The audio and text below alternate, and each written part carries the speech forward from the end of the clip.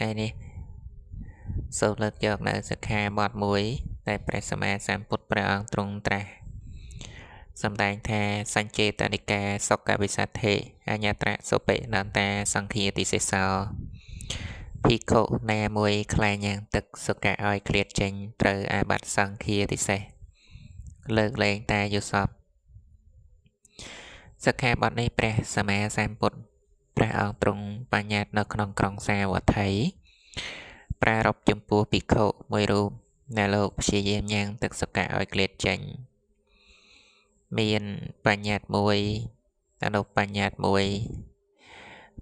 បញ្ញត្តិមួយជាដំបូងហៅថាបឋមបញ្ញត្តិហើយដល់បញ្ញត្តិទី2ហៅថាអនុបញ្ញត្តិគឺបញ្ញត្តិបន្ទាប់ទៀតចឹងនៅក្នុងសិក្ខាបទហ្នឹងគឺមានតែបញ្ញត្តិពីរទេគឺមួយហៅថាបឋមបញ្ញត្តិមួយទៀតហៅថាអនុបញ្ញត្តិហើយប្រារព្ធចំពោះសយសកៈភិក្ខុលោកហ្នឹងឈ្មោះសយសកៈដែល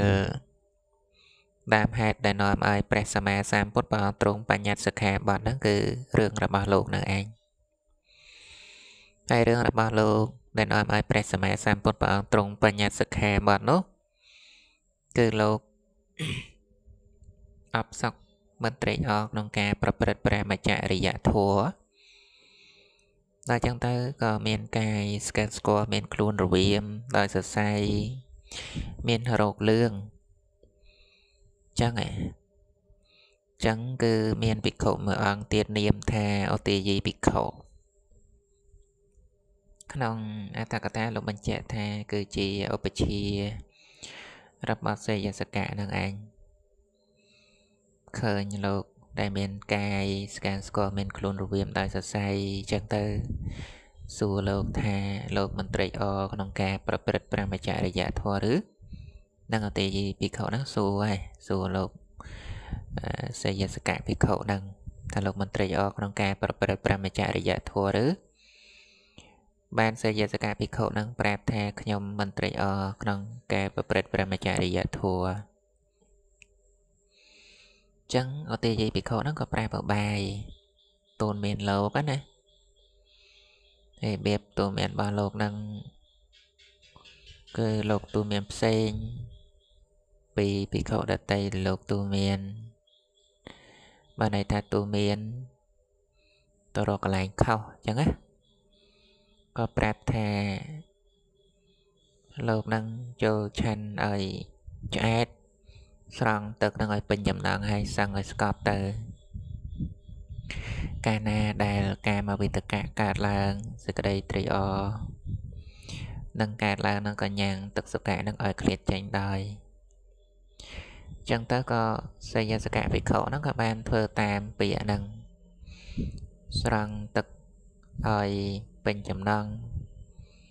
ឆានឲ្យឆ្អែតសឹងឲ្យស្កប់ចឹងទៅក៏កាលណាដែលសេចក្តីអបសុខកើតឡើងចឹងទៅក៏ញ៉ាំងទឹកសុខៈហ្នឹងឲ្យឃ្លាតចេញដល់ក្រោយមកទៀតហ្នឹងរូបរាងកាយរបស់លោកហ្នឹងក៏មានសភាពស្រស់ថ្លាធាត់អីជាងមុនចឹងឡើងមានកាយរវាមដោយសរសៃហ្នឹងក្រោយមកហ្នឹងភិក្ខុដតីលោកធ្លាប់ឃើញតែលោកឈឺចឹងក៏ទៅសាកសួរថាលោកត្រូវថ្នាំអីបានជាលោកខុសពីមុនចឹងហ៎មានកាលពីមុនហ្នឹងគឺមានកាយស្គាល់មានខ្លួនរវាមដោយសរសៃមានរោគលឿងតែឥឡូវហ្នឹងលោកបានថ្នាំអីបានជាដាក់ទៅវាខុសអំពីមុនហ្នឹងសយសកៈភិក្ខុហ្នឹងបានប្រាប់ថាគ្មានត្រូវថ្នាំអីទេគឺខ្ញុំកណាហ្នឹងគឺស្រង់ទឹកឲ្យពេញចំណងសឹងឲ្យស្កប់ហើយ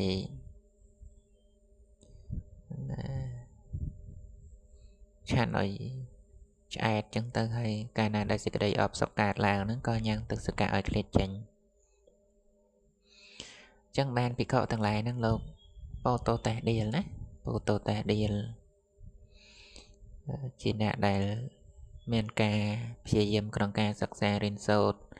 ជាអ្នកខ្មាស់បាបខ្លាចបាបហ្នឹងក៏ពោតោតេះដៀលសយសកៈភិក្ខុហ្នឹងបាននាំរឿងហ្នឹងទៅក្រាបបង្គំទូលចំពោះព្រះសម្មាសម្ពុទ្ធ ព្រះអង្គក៏ទ្រង់ត្រាស់ឲ្យហៅ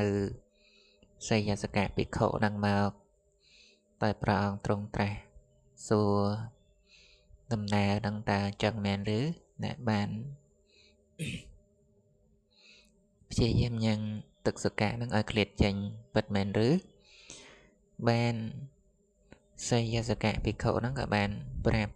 ក្រាបទូលចំពោះព្រះអង្គថាចឹងពិតមែនព្រះអង្គដែលព្រះអង្គទ្រង់តេះដៀល